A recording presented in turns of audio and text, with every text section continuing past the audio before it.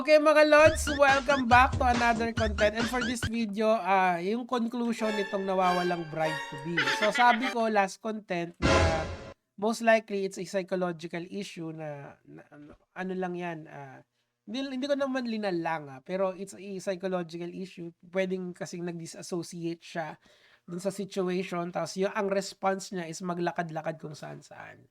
Okay, so hindi natin alam if it was caused by medication, it was caused by yung stress lang, yan yung response niya, or something else. Pero, having said all of that, it's still a mental health issue. So we have to address it. Like any, pagka may sakit tayo, saan tayo pupunta? Sa doktor, di ba? So, kailangan nating i-accept yung fact na yon. So, mamaya, etong video na to, babasahin natin yung napakagaganda yung comment. Kasi nga, alam nyo kung bakit kino-cover ko to? Kasi hinahahan ng mga tao eh. Kunyari, bigyan ko kayong example. Sabi ni Senyora, marami kang dapat ipawaliwanag sa amin, Shera. Wala na. Kasi, it's a mental health issue. Etong lahat na nangyayari na to. Kasi meron pang may sinabi pa rito, sabi, eto, week 1, Shera creates TikTok, YouTube account, shares her site, goes viral. Palagay ko wag na. Sana wag na. Kasi nga, one hit wonder kasi yung mga ganito eh, di ba? So parang ang ginawa nila parang Philippine Looper, yung dating, naglakad-lakad. Hindi. I believe, given, mamaya papakita ko sa inyo yung video ng EA, na talagang it's an episode. It's a psychological episode na nangyari dun sa babae. Tapos, kaya niya nagawa yon. There was much confusion sa utak niya. Kaya yun yung naging respond niya. So, what is the solution here? Is to seek professional help. Simple as that. Hindi na kailangan na pahabain pa. Kasi ang internet, it will just make it trivial yung nangyari dun sa babae. This is not a trivial matter sa mga pamilyang ganyan. Sure, there are people na dumadanas ng ganyan, pero it's not trivial. Ibig sabihin mo, kailangan seryosohin mo to. Much like you take any illness seriously, ganun din. And the internet will not be kind all the time, di ba? Book guesting, podcast, church appearance fee, husband is the manager, release single called Babalik Ka Rin. Here Comes the Bride, KMJS na yan. Ako, I would suggest wag na. Kung meron akong sasuggest kay Mark, just live your life na normally.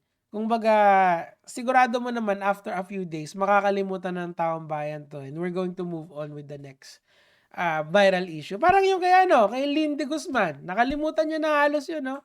Tapos na yung pick nun. Eto, tapos na rin to. Huwag nyo nang pahabain pa kasi that will just add stress sa inyo, 'di ba? Kasi dito sa internet, kupal talaga mga tao rito eh. Kasi 'di ba yung anonymity, sobrang tinitake advantage siya na maging mean sa mga tao. What you need right now is someone to understand you guys. And no one will understand you guys than you guys kayo diyan sa inyo, 'di ba? So wag niyo nang pahabain pa. So this is the video, the first time na nakita siya ng mga lesbo. Panoorin natin. Tawag ko na. Kasi yung sinabi nga niya na yung nabanggit yung pedal ko. So paano siya nakita? Merong naka-recognize sa kanya kasi nga kumalat siya sa media, di ba? So if there is any good dito sa social media, madali siyang na-ID ng mga tao. Okay? May kumupkup sa kanya, tapos yung kumupkup sa kanya, sinumbong siya tinurn over siya sa police. Gets? So meaning to say, hindi siya, it was an episode, yun lang talaga yun. Wala siya sa kamag-anak like yung mga pinredict ng mga prediction lords dito. Mali yun, okay? Literally na in response to stress, ang ginawa niya is naglakad-lakad siya. Nangyayari ba yun? Ang sagot, yes. Di ba? Alam niyo yung mga taong biglang nawawala na lang, tapos makikita dito. Ganyan yung nangyari sa kanya. It was just utter confusion and utter basically tumakbo siya sa mga problema niya or nilakad niya, linayuan niya yung mga problema niya. Hindi siya nakapag-isip ng tama. So, pero kahit ano pang sabihin natin, it is still a psychological issue or a mental health problem. So it needs to be addressed. Kung ako dun sa lalaki, yung perang inipon ko, dun ko ilalagay. At wag na kayong mag-vlog. Bakit? Kasi people will just trivialize your problems eh. People will just have ways for you to be mean, for them to be mean, di ba? Tutuloy ba yung kasal nito? Sa tingin ko, dapat hindi. Pero bahala sila. Tuloy natin. Nag-aabang po kasi ako. Mahihain po kasi talaga. Ayan, napakinggan natin. Nag-aabang po kasi ako. Mahihain po kasi talaga ako. Eh, nag-aabang po ako na mahihain po sa akin. Ayan. So, narinig nyo yun. So, ibig sabihin, she's intelligent enough na na magintay ng bus, 'di ba? Hindi, sumunod dun sa ruta pero ayaw niyang sumakay kasi nahihiya siya. So naglakad siya. Oh. Ayan yung si kuya yung kumupkup sa kanya. Moving na ba daw sir?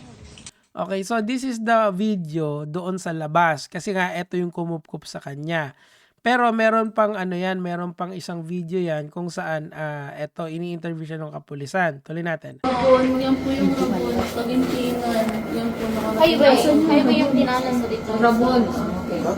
Sorry. Kasi nga galing ka sa San Pablo. Naglakad ka lang?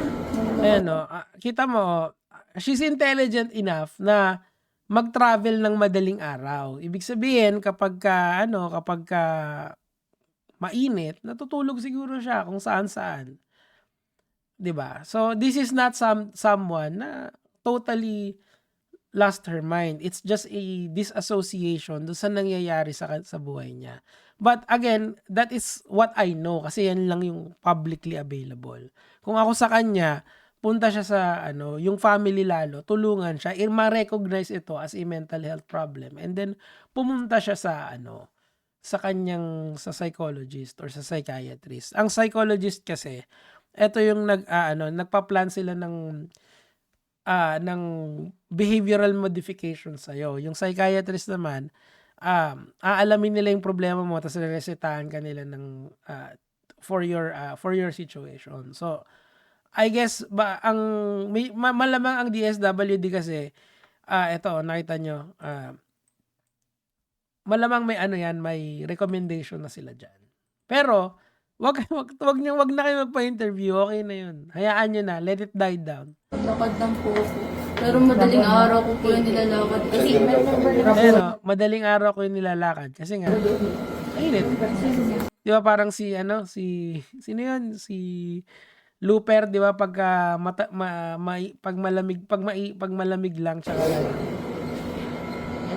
tsaka ang laki nung nawala sa kanya. Pag tinignan niyo yung mga pictures niya dati, may laman pa siya eh. Dito kasi ang nangyari diyan, walang kinakain tas lakad lang ng lakad, di ba? And tingnan niyo yung suot niya. I mean, hindi ko alam kung nagpalit na siya, but seems to me na nakapagpalit na. Hindi Lumupis. Ang layo naman ng nilakad mo pala, ma'am, no? Kasi ayun. Malayo. Bakit? Saan ka naglalakad? Alam mo ba daan? ang payat niya, oh. Sobrang payat niya talaga. Nakakaawa din, alam niyo, totoo lang. Kasi, ayan, oh, hindi niya rin alam yung daan and balisang-balisa siya. I guess, kung ako dun sa lalaki, yung perang naipon ko for the kasal, kung mahal ko talaga tong tao na to, lalagay ko na lang sa health niya. 'Di ba? Alagaan niya na lang, ganun talaga eh. Kung mahal niya talaga. Pero, alam mo yun, I remember yung interview ng lalaki. In-interview siya, 'di ba? Tapos sinabi kasi isang na-discover ng police, may financial problem siya in relation sa tatay, which is dinideny nung lalaki. So I guess doon sa in regards doon, meron silang parang miscommunication. I'm not sure. Pero I'm basing my answer from publicly available records about this issue. So ako, kung may sasuggest do ako kay Idol, number 1, wag na magpa-interview. Kasi the more that you expose your lives to public scrutiny, the more people are going to be mean sa inyo. What you need right now is not yung mga bullshit na sinasabi ng mga tao. 'di ba? Hindi 'yun yung ano, hindi 'yun yung kailangan niyo ngayon. Ang kailangan niyo ngayon is number one, yung inyong pamilya. So resolbahin niyo ng ganyan 'yan. And I'm talking about this kasi araw-araw ako sa social media. People can be nasty sa inyo. So ayoko naman na pagdaanan niyo 'yon kasi this is more than sobra na 'to, sobra na 'tong kasi of course makukuha niya yung phone niya, titingnan niya yung phone niya pagka medyo ice-ice na siya, titingnan niya yung nangyari sa kanya. 'Di ba? Wag na. Okey na 'yun. Hide niyo na lang yung mga puwede naman kasi 'yun yung incognito lang kayo, ayan oh. 'Di ba? Ghost bride, here comes the bride. 'Di ba? Hindi ano hindi ang reaction ng tao, it's not trivial, tini-trivialize nila yung nangyari. In fact, this is a serious mental health issue, 'di ba? Like for example, if you learn someone is very sick, halimbawa, knock on wood, may cancer ang isang tao. 'Di ba ang una niyong reaction doon is masasad kayo. Pero dito hindi naghahaha sila Kasi nga nahanap tapos pag may mga videos pa na parang balisang-balisa lang, but buhay pa siya But people are not recognizing that this is a serious mental health issue. Hindi kita niyo yung ano natin, yung on how we look at things. This is very serious mga lods. Pero wala ganun talaga It's so hard to parang to understand this and yung ibang tao, di nila nagigets na seryoso to. Yeah, alam niyo yun? Parang si Joey De Leon. Naalala niyo yung sinabi ni Joey De Leon noon? Yung sinabi nung contestant na depressed daw siya. Ang sabi ni Duterte, ni Joey De Leon, walang ganon. Anyway, mga lods. Tip ko kay Mark, send her to a psychiatrist or a psychologist. Someone, a medical professional, and have her look, 'di ba? If you really love her. This will be very long, pero sa tingin ko naman kung mahal mo yung isang tao, isasakripisyo mo ang lahat. Yun lang naman po yung sa akin for today. Gaya mga lods.